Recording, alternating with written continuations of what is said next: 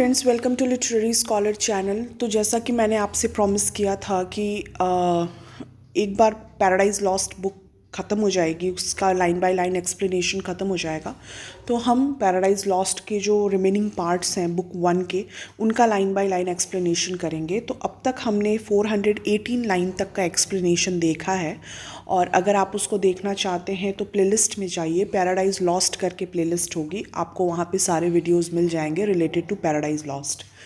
तो आज का जो वीडियो है वो फर्दर पैराडाइज लॉस्ट को मैं शुरू कर रही हूँ, line by line explanation book 1 की। अगर आपको अदर बुक्स की एक्सप्लेनेशन चाहिए तो कुछ अगर लोग आएंगे तो फिर हो पाएगा, किसी एक दो पर्सन के लिए फिर पूरी बुक एक्सप्लेन करना it is very difficult, so because it takes lot of effort, that's why. So आज जो हम शुरू किए हैं वो बुक 1 शुरू किए हैं। तो अगर आप इस चैनल पे नए हैं तो इसको सब्सक्राइब करिए, और आपको इंग्लिश लिटरेचर से रिलेटेड वीडियोस, एक्सप्लेनेशंस, नोट्स सब यहाँ पे अवेलेबल होते हैं। और अगर आप इस चैनल पे ऑलरेडी सब्सक्राइबर हैं इस चैनल के, तो thank you for subscribing me. So without wasting the time चलिए शुरू करते हैं वीडियो को। तो अब तक हमने देखा कि सेटन के बुलाने पे कुछ फॉलन एंजल्स उसको फॉलो करते हुए आते हैं, और आगे जो है अब तक जो है मॉलक आ चुका है, और शिमोज करके एक किमोश करके एक फॉलन एंजल है, वो आ चुका है। अब आगे हम देखते हैं कि कौन कौन उसके बाद आते हैं। तो with these came they who from the bordering flood of old Euphrates to brook the parts Egypt from Syrian ground. ठीक है, तो यहाँ पे इस लाइन का मतलब ये हुआ कि उसके बाद जो फॉलो करते हैं इन लोगों को, मतलब मौलिक को और किमोश को, तो वो उसके बाद जो फॉलो किए हैं बैड एंजल्स, उनको जाना जाता है नोन इन, मतलब ये यूफ्रेटीज़ जो रिवर है, जो लॉन्गेस्ट रिवर मानी जाती है वेस्ट एशिया की, और ये रिवर डिवाइड करती है इजिप्ट को सीरिया से। ठीक है, ये दोनों रीजन को सेपरेट करती है ये रिवर। तो वो जो जोन है, वो जो रीजन है, तो ये जो गॉड फॉलन एंजल हैं या बैड एंजल हैं या पेगन गॉड हैं, ये वहाँ उस इलाके से आते हैं जो सेटन के बुलाने पे वहाँ पे पहुँचता है। तो उसमें ये इसका जो रीज़न है वो यूफ्रेटीज़ रिवर के आसपास का इलाका है, और यूफ्रेटीज़ रिवर जो है ये लॉन्गेस्ट रिवर मानी जाती है वेस्ट एशिया की, जैसा कि मैंने आपको बताया। तो अब ये कौन है?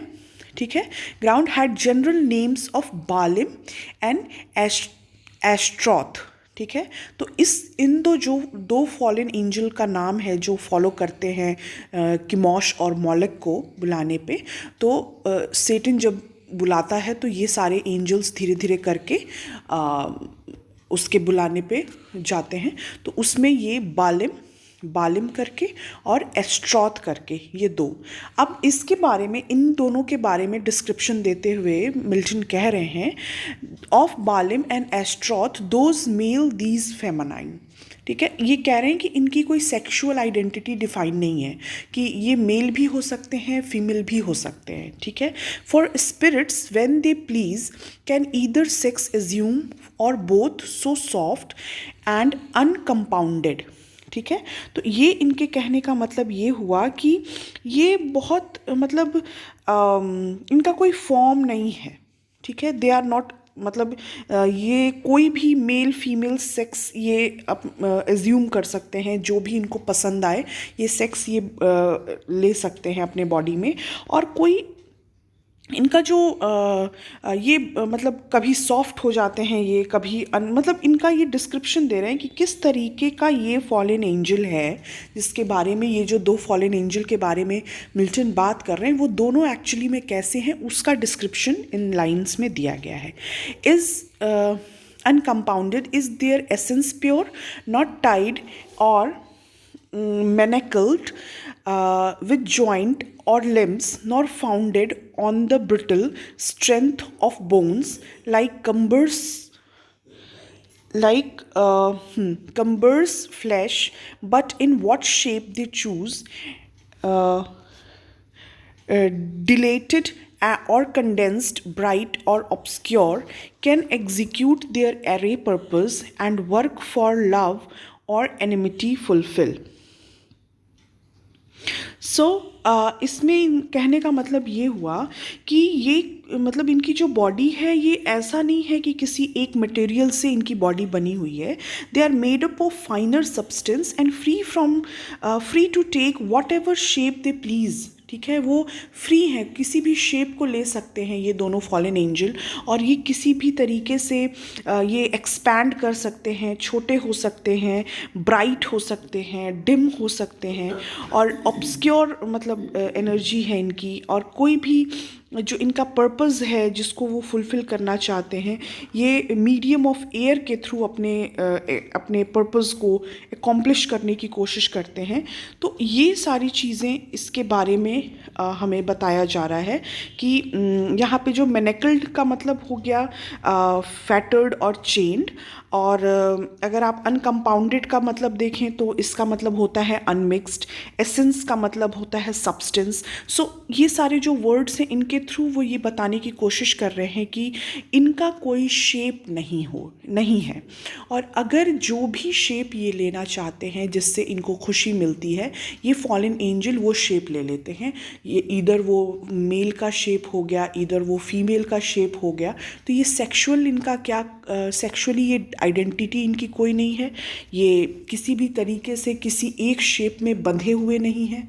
इनके जितने भी पर्पस होते हैं वो थ्रू मीडियम ऑफ एयर ये एकम्प्लिश करते हैं, और अपने हिसाब से ये शेप को चेंज करते रहते हैं. कोई फिक्स्ड शेप में ये फॉलन एंजल नहीं होते.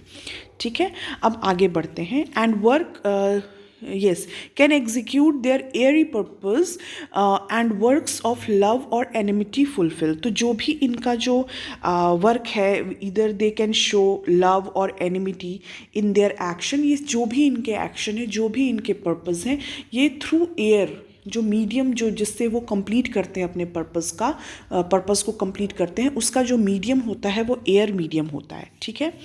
For those the race of Israel oft forsook their living strength and unfrequented left his righteous altar bowing lowly down to bestial gods for which they heads as low bowed down in battle sunk before the sphere and डिस्पेकेबल फोज.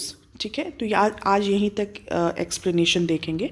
तो further इसको explain करते हुए, इनके बारे में explain करते हुए, बालिम and एस्ट्रॉथ को एक्सप्लेन करते हुए मिल्टन कहते हैं कि ये जो फॉलन एंजल हैं, ठीक है, इनके लिए जो इज़राइली हैं उन्होंने ट्रू गॉड की वर्शिपिंग छोड़ दी.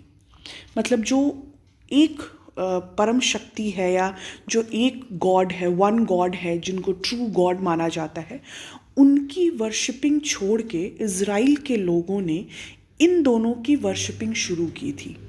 ठीक है, अब उसका परिणाम ये हुआ एंड लेफ्ट इन नेग्लेक्ट. ठीक है, his genuine altar worshipping animals for gods. मतलब जिनकी पूजा करनी चाहिए थी, जिनकी एक्चुअली में इनको पूजा करनी चाहिए थी, वर्शिप करना चाहिए था, उनको छोड़कर जो इज़राइल के लोग हैं वो इन फॉलन एंजल को अपना सब कुछ मान लिए. ठीक है, बेस्टाइल गॉड का मतलब होता है the shape of the beast. इनको ज़्यादा उन्होंने अटेंशन दिया और गॉड को उनके आगे उन्होंने अबेंडन कर दिया, रियल गॉड को अबेंडन कर दिया. और ये जो बेस्टाइल गॉड्स हैं, जो इनको इन्होंने, जो कि बहुत ही बीस्टली गॉड हैं, एनिमल के शेप में ये सारे गॉड्स हैं, इनको इन लोगों ने वर्शिपिंग शुरू कर दी. और इसका रिज़ल्ट क्या हुआ? ठीक है, इसका रिज़ल्ट ये हुआ कि ये जो इज़राइली पीपल थे, they suffer defeat in the battle at the hand of the enemies who they could have easily defeated. जिसको ये बहुत आसानी से डिफीट कर सकते थे, उन एनिमीज़ के हाथ से इनको शिकस्त खानी पड़ी, इनको डिफीट का सामना करना पड़ा। तो इसका रीज़न क्या था कि इन्होंने मतलब गॉड का रेथ उन पे आया, गॉड ने उनको पनिश किया by defeating them in the battle field. और वो बैटल फील्ड जहाँ वो बहुत ही आसानी से जीत सकते थे इजरायली पीपल, लेकिन चूँकि उन्होंने गॉड को अबेंडन कर दिया था और इन फॉलन एंजल के वर्शिपर हो गए थे, so they faced the defeat in the battle. ठीक है, तो ये इसके थ्रू वो समझाने की कोशिश कर रहे हैं और आगे हम नेक्स्ट वीडियो में फर्दर इसको कंटिन्यू करेंगे कि अब आगे कौन कौन फॉलन एंजल आते हैं और उनके बारे में क्या मिल्टन हमें बताने की कोशिश कर रहे हैं, तो वो देखेंगे। तो अब तक ये जो आप पढ़ रहे हो, ये मिल्टन ने एक डिस्क्रिप्शन दिया है। जो भी फॉलन एंजल को वो उठा रहे हैं उनके बारे में उन्होंने डिस्क्राइब किया है कि वो किस तरीके का एंजल है, उसका शेप कैसा है, वो मेल है, वो फीमेल है, वो किस जगह से आया है, उसको किस जगह के लोगों ने वर्शिपिंग के लिए एज ए गॉड चुना है। तो इन सारी बातों को डिस्क्राइब करते हुए वो बताना चाह रहे हैं कि हर एक इलाके से, हर एक जगह से, ठीक है, फॉलन गॉड्स, फॉलन एंजल्स धीरे धीरे करके सेटन के बुलाने पे, जब सेटन अपने लेक से बाहर, फायरी लेक से वो बाहर निकलता है और वो कॉल करता है, बुलाता है, तो वो धीरे धीरे करके उसके कॉलिंग के को आंसर करने के लिए ये वहाँ पहुँचते हैं, ठीक है, सेटन के सामने। तो ये अब तक का एक्सप्लेनेशन है। आई होप कि आपको पसंद आया होगा। अगर पसंद आया है तो लाइक करिएगा, और अगर कुछ डाउट है तो कमेंट सेक्शन में लिख के ज़रूर पूछिएगा। मैं कोशिश करूँगी कि आपके क्वेश्चंस का आंसर दे सकूं, और फर्दर इसको हम कंटिन्यू करेंगे। और जैसे rape of the lock complete किया, इसको भी कंप्लीट करेंगे। बुक 1 कंप्लीट मैं कर दूंगी बिकॉज़ इसको हमने शुरू किया हुआ है और आधा ये ख़त्म हो चुका है, थोड़ा सा और रह गया है, तो इसको कंप्लीट कर देंगे। और बाकी अगर आपको एक्सप्लेनेशन चाहिए बुक 2, 3, 4, 5, तो उसके लिए आपको मतलब किसी एक के लिए मैं ये नहीं करूँगी। अगर बहुत सारे लोगों ने कमेंट किया कि आप फर्दर सेकंड बुक, मतलब एटलीस्ट 1000 लोगों ने अगर कमेंट किया कि नहीं आप बनाओ, तो फिर मैं उसको शुरू करूँगी। अदरवाइज़ फिर बुक 2 को शुरू करने का कोई पर्पज़ नहीं है किसी एक के लिए। उसके बदले में मैं वो बनाऊंगी वीडियो जो आप लोगों को डिमांड है, जिसमें कि लिंग्विस्टिक्स के वीडियोस काफ़ी ज़्यादा डिमांड में है कि लिंग्विस्टिक्स पे वीडियो बनाइए, तो उस पे मैं वीडियो ज़रूर बनाऊंगी। सो आई होप कि आपको ये क्लियर हुआ होगा, और अगर पसंद आया है तो लाइक करिए, सब्सक्राइब करिए चैनल को। Thank you for watching this video. Thank you.